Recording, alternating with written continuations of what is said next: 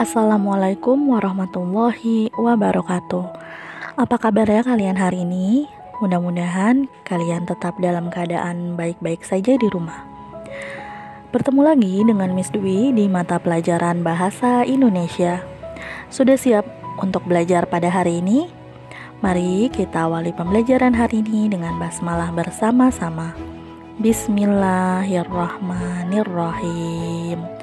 Mari kita saksikan video pembelajaran berikut ini. Kompetensi dasar pada pembelajaran kali ini adalah menelaah unsur-unsur dan kebahasaan dari surat pribadi dan surat dinas yang dibaca dan didengar. Pada kompetensi dasar ini memiliki tujuan di mana siswa atau kalian mampu menelaah unsur-unsur dan kebahasaan dari surat pribadi dan surat dinas yang dibaca dan didengar secara baik dan benar. Seperti yang dijelaskan pada pertemuan kemarin, surat pribadi adalah surat yang digunakan untuk keperluan pribadi, untuk saling bertukar kabar bersama teman, saudara, atau keluarga. Sedangkan surat resmi atau surat dinas adalah surat yang digunakan untuk keperluan formal yang berhubungan dengan lembaga, organisasi, atau individu, di mana surat resmi atau surat dinas ini biasanya digunakan untuk keperluan pekerjaan. Perhatikan unsur dari surat pribadi berikut ini. Yang pertama adalah tempat dan tanggal pengiriman surat. Contohnya adalah Pamulang, 2 Maret 2021. Unsur yang kedua adalah alamat surat, di mana alamat surat ini adalah alamat surat yang dituju. Dalam penulisan alamat harus ditulis secara lengkap, baik nama, kemudian alamatnya dimulai dari nama jalan, nomor rumahnya, kemudian kotaknya, kode posnya, dan lain-lain. Unsur yang ketiga adalah salam pembuka. Salam pembuka di sini kalian bisa tuliskan Assalamualaikum jika teman atau saudara kalian sama-sama beragama Islam, atau dengan salam yang lain bisa hai, bisa halo, bisa dear temanku, dan lain-lain. Unsur yang berikutnya yaitu yang keempat adalah isi surat, di mana pada bagian ini berisi informasi atau hal-hal yang ingin disampaikan oleh si pengirim surat. Unsur yang kelima adalah penutup surat. Pada bagian ini penulis surat menutup dengan harapannya atau keinginan agar suratnya cepat untuk dibalas. Unsur yang terakhir atau yang keenam adalah nama dan tanda tangan penulis. Bagian tersebut biasanya ditulis pada bagian bawah pojok kanan atau kiri dari surat.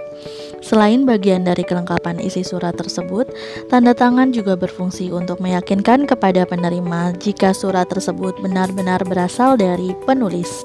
Yang perlu diingat pada surat pribadi adalah penggunaan bahasa yang digunakan adalah bahasa non-formal, tetapi tetap sopan.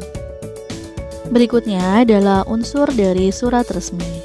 Unsur dari surat resmi yang pertama adalah kepala surat atau kop surat. Beberapa hal yang harus dicantumkan dalam kop surat meliputi yang pertama adalah logo atau lambang dari suatu lembaga atau perusahaan, yang kedua nama sebuah lembaga, yang ketiga nomor telepon, yang keempat alamat, dan yang terakhir khusus untuk perusahaan dapat ditambahkan dengan macam dari usahanya atau kegiatannya. Unsur surat resmi yang kedua adalah tanggal pengiriman surat.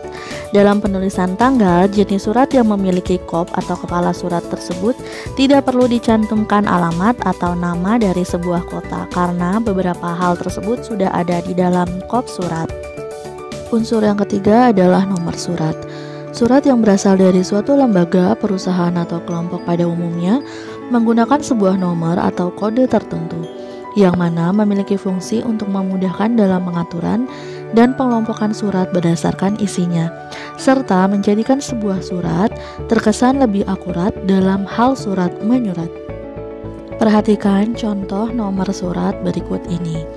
01-AA-3-2021, di mana surat tersebut terdiri dari nomor surat keluar yaitu 01, inisial atau singkatan lembaga yaitu MTS AA atau Al-Azkar, 3 adalah untuk bulan pembuatan surat, dan 2021 adalah tahun pembuatan surat.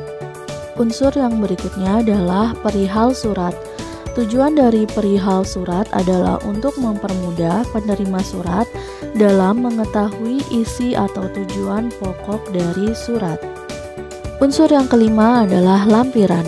Penulisan lampiran pada sebuah surat terletak di bawah nomor surat dan cukup disebutkan jumlah lembar, eksemplar, ataupun hanya cukup satu berkas. Ketika jumlah lampiran yang disertakan kurang dari 10, maka ditulis dengan huruf. Unsur yang berikutnya adalah alamat yang dituju. Dalam surat resmi, alamat tujuan dituliskan pada dua tempat. Yang pertama adalah pada sampul surat dan yang kedua pada lembar surat. Penulisan alamat tujuan yang ada pada sampul harus ditulis dengan lengkap supaya mudah dipahami oleh pengirim. Unsur selanjutnya adalah salam pembuka. Salam pembuka dalam surat berfungsi untuk membuka suatu pembicaraan dan juga untuk penghormatan. Kemudian unsur yang ke-8 adalah isi surat. Inti dari pembicaraan pada sebuah surat dinamakan dengan isi surat. Di sini letak dari pembicaraan dituangkan. Isi surat biasanya terdiri dari beberapa paragraf, namun yang perlu diingat adalah dalam hal penulisan, usahakan menulis dengan baik, dengan susunan kata yang mudah dipahami, sopan, tidak berbelit-belit, sesuai dengan etika dari berbahasa yang baik dan benar. Unsur yang berikutnya adalah penutup surat. Penutup surat ini berfungsi untuk mengakhiri pembicara atau menutup informasi yang diberikan atau yang terdapat di dalam isi surat. Berikutnya adalah tanda tangan pengirim surat. Fungsi diberi tanda tangan pada surat adalah untuk menunjukkan bahwa surat tersebut berasal dari sumber yang dapat dipercaya, dapat dipertanggungjawabkan, dan bersifat resmi. Perhatikan contoh surat pribadi dan surat resmi berikut ini beserta unsur-unsurnya.